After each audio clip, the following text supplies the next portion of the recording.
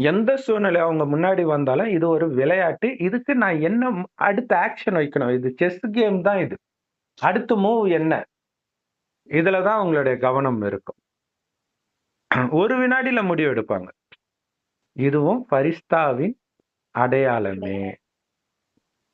So, எப்ப இந்த தெய்வீக குணங்களும் பிரத்யட்சமா உங்க காரியத்துல தெரியுதோ மத்தவங்களுக்கு, அப்ப புரிஞ்சுக்கோங்க, சம்பூர்ண நிலைக்கு பக்கத்துல வந்துட்டீங்க அப்படின்னு சொல்றாரு.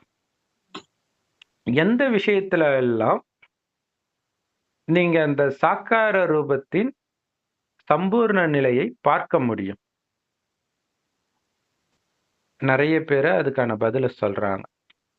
சாக்கார ரூபத்துல பார்க்கும்போதே அவங்க சம்பூர்ண நிலையில இருக்கிறாங்கன்றத எப்படி நம்மளால எந்தெந்த விஷயத்தெல்லாம் தெரிஞ்சுக்க முடியும்னு பாபா கேட்கிறார். நல்லது.